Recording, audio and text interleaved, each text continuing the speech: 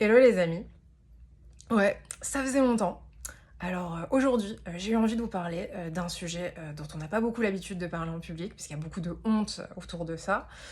Pourtant, il y a beaucoup de gens qui sont concernés, et je pense que ça nous ferait un bien fou de libérer la parole autour de ce sujet.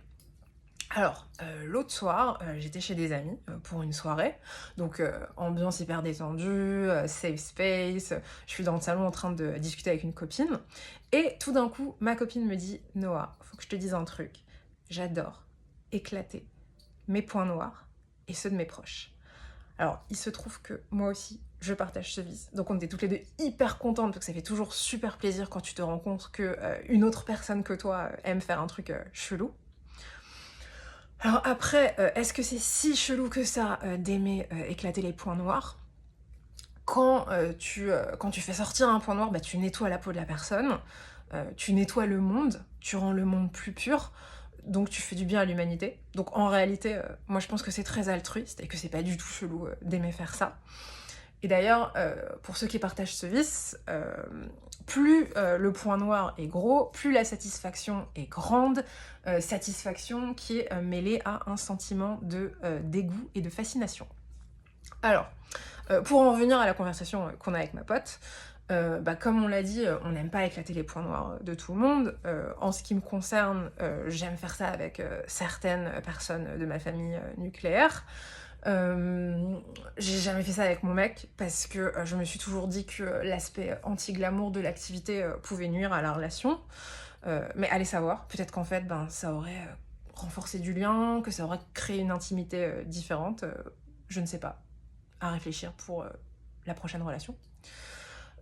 Et donc, du coup, on continue la conversation avec ma pote, ça fuse de tous les côtés, on se rend compte qu'il y a des gens autour de nous qui adorent aussi éclater les points noirs.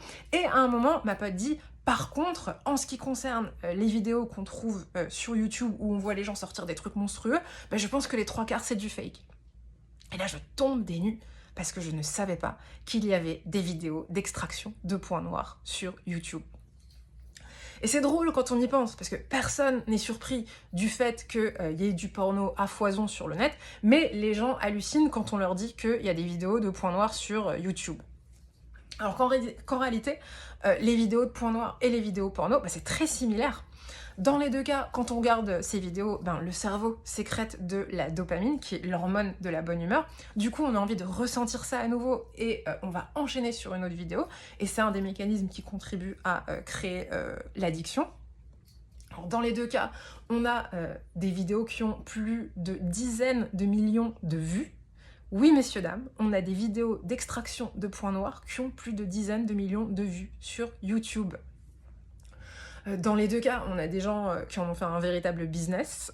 D'un côté, on a les dermatos qui ont créé leur chaîne, comme par exemple la docteure américaine Sandra Lee, qui a sa chaîne où elle met des vidéos de ses interventions. Donc on a du point noir, on a du kyste, on a de l'acné. Et la meuf a 8 millions d'abonnés sur YouTube.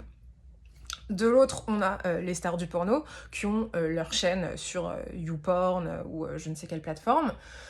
Alors là, je pourrais pas vous donner des noms et des chiffres parce que j'avais pas non plus envie de trop approfondir le sujet.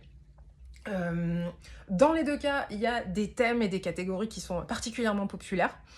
Alors pour une raison obscure, dans les vidéos de points noirs, il y a beaucoup de personnes asiatiques. Donc je ne sais pas si c'est lié à leur alimentation ou le climat dans ces pays-là, mais en tout cas c'est un fait. Dans les deux cas aussi, il y a des vidéos d'amateurs où ils font un truc et tu te dis mais comment ils ont eu l'idée de faire ce truc-là et comment ils se sont dit qu'après c'était une bonne idée de le foutre sur le net.